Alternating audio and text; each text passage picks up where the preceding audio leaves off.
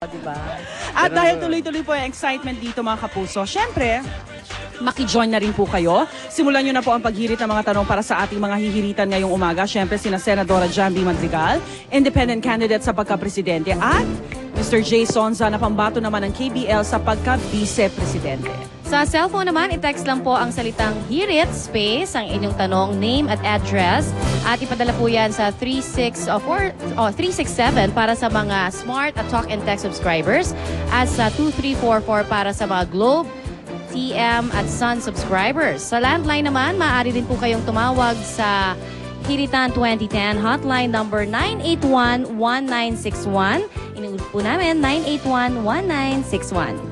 At syempre sa internet, mag-iwan ang inyong tweet sa aming Twitter account, Hiritan2010. Ilagay lamang kung para kay Senador Madrigal o kay Jason sa ang inyong tanong. Ayan, doon sa mga may pager, punta na kayo tindahan, palitan nyo na yan dahil hindi na kami tumatanggapin. Kaya bago natin makahirta sila Jamby at Jay, uy, JJ, Jamby J. Ayan. Dahil ito muna, pasadahan muna natin yung mga balita sa umagang ito. Kung tayo mga taga-Luzon, nag-iinit na agad sa bawat balitang may banta ng brownout, lalo namang mabigat ang kalbaryo sa Mindanao. Alam niyo kung bakit? Matagal na po silang napeperwisyo ng power interruption, kaya kakaibang mungkahi ang lumutang sa cabinet meeting kahapon. Ang paghihikayat sa ilang pribadong kumpanya o pabrika na magkaroon ng pansamantala ng graveyard shift sa mga manggagawa ng hanggang 4 na buwan. Yan ay para mahati ang demand ng kuryente sa Mindanao. Imbis na sa umaga, maaari raw papasukin ng ilang manggagawa mula alas 10 ng gabi hanggang alas 4 o kaya ay alas 5 ng madaling araw kung kailan konti yung demand daw ng kuryente doon sa oras na yon. Oo, tsaka parang call center. 10 to 4 o 10 to 5. Ayan. Pero, graveyard shift. Pero hindi rin kasi nga, manunod pa sila ng unang hirit kaya hanggang 9 a.m. pa rin sila. Oo. Oh, yun. Good Tsaka answer. iba, iba, may mga night differential, di ba? Parang iba yata ang singil paggabi, di ba? Oo. Oo. Pero at least, di ba, pag kung sa gabi na sila pumasok, mas mababawasan kasi, di ba, isa sa mga, sa atin, nakakaantok, yung init kasi, di ba, it's so uncomfortable to work. At least pag gabi, isa sa mga plus factor, hindi na sila gaano maiinitan. Mainitan. Oo. Yung nga, parang ang call center, kung kaya ng mga call center agents, kayang-kayang iraos ang krisis. Kahit pa paano konting sakripisyo, kaya na rin. Tsaka Pwede mari na rin. paggising sa umaga, meron silang time for the family pa. Well, kung may energy pa sila, di ba? Kung di sila Kumakain tulog. nila. Oo, Ayan. yun. At dahil hindi rin po ligtas ang ating mga dam dito sa Luzon sa hagupit ng tagtuyot, lalo pang pinaigting ng mga water utility firms ang kampanya nila kontra sa mga illegal na koneksyon ng tubig. Bukod kasi sa hindi sila nababayaran, wala rin po silang paraan para ma-monitor kung nag-aaksaya ng tubig ang mga may illegal connection. Sayang din sa tubig ang mga tumatagas na tubo, kaya todo kayod ang Maynila at Manila Water sa pagkumpuni niyan. Sa report po ng Maynila, dumalabas na kalahati ng kanilang supply ng tubig ay nasasayang lang o itinuturing na systems loss. 15% naman ang sa Manila Water. Nako, sayang po talaga ang tubig na sanay tayo ang nakikinabang, kaya mga kapuso, makiisa tayo sa kanilang kampanya. Isumbong po natin ang mga illegal water connection at mga sirang tubo sa Maynila Hotline 1626 at Manila Water Hotline 1627. Systems loss na binabayaran po natin yan. Kaya kailangan i-report agad natin kung may mga sira yung tubo natin. Okay. Darito na ang pagtutok natin sa eleksyon 2010.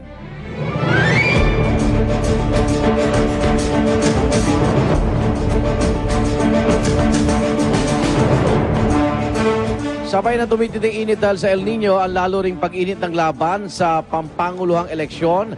Tila humahabol na rin kasi sa pinakahuling survey ng SWS si dating Pangulong Joseph Estrada at maging si dating Defense Secretary Gilbert Chodoro. Bagaman nasa pangatlo at pang-apat pa ring pwesto, pareho silang umakyat ng 2 percentage points yung rating po ni na Erap at Gibo. Tumaas din ang rating si Brother Eddie Villanueva. Ang na-disqualify na si Betaliano Acosta, my father, yan. At pati si Nicanor Perlas, tumaas din ang kanilang ratings. Bumaba naman ang mga puntos ni na Senador Noynoy Aquino at Senador Manny Villar, bagaman sila pa rin yung nangunguna. At hindi tulad sa huling Pulse Asia survey, sa survey na ito, statistically tied Tabla po ang dalawa. Sa analysis ng SWS, Si Aquino, may 8% na ang ibinaba ng ratings mula noong Disyembre. Samantalang si Villar ay hindi naman lalagpas sa 1%. Yan. Matagal pa eleksyon. Survey pa yan. Kaya nga nagkakaroon tayo hiritan. Mamaya naman, kandidato. Pagkatapos sa saksi. Para nasusuri nating maigi yung ating mga kandidato. No? Hindi lang yung parang, kung sino yung nauna, parang, di ba? Parang, ay, dyan ako. Hindi, at least ito nalalaman natin. Baka naman meron sila mga pananaw, may mga sablay din. Tama. Biro nyo, 6 na taon yung ibibigay natin sa kanila, no? Doon sa senatorial... Doon sa man yan, o hirap, o saya. Tama, oo. Yun sa mga senatoriables ang napansin natin sa mga surveys, walang pumapasok na mga bago.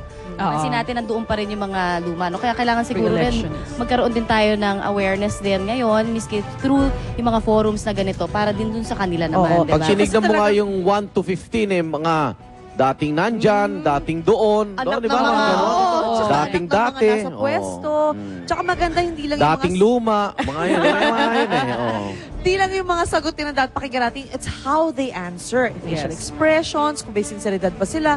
It Tama comes yun. across kasi, di ba? Yun ang dapat obserbahan natin. At siguro din sa botante nga, bukod sa, kailangan timbangin natin, pwede kasing magaling magsalita, pero may nagawa nga ba o kulang sa gawa. Although, sa mga bago kasi, talagang ito yung chance nila para ipakita kung may magagawa sila. Pwede nyo ring tignan ano ba yung naging experience din nila sa legislature, o kaya kung naghawak sila ng local position, may nagawa ba sila dun sa O kaya bayan puro nila. salita lang. Ano? Oo, Others puro sa salita transport. lang. Yeah. Nakakalungkot. Samantala ho, ito, narito naman ang mga balita para sa pinakaabangan nating The Event, Pacquiao versus Clottey. Yay!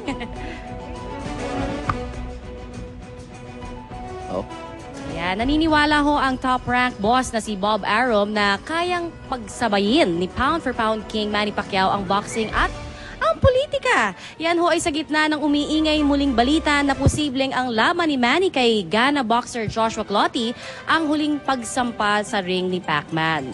Nagpahayag pa nga si Arum ng konting pag-asa na posibleng matuloy pa rin ang paghaharap ng pambansang kamao at ni Floyd Mayweather Jr. Sa March 26, mag-uumpisa na ang kampanya sa local elections dito sa bansa at kalahok dyan si Pacquiao na tumatakbong kongresista sa Sarangani Province.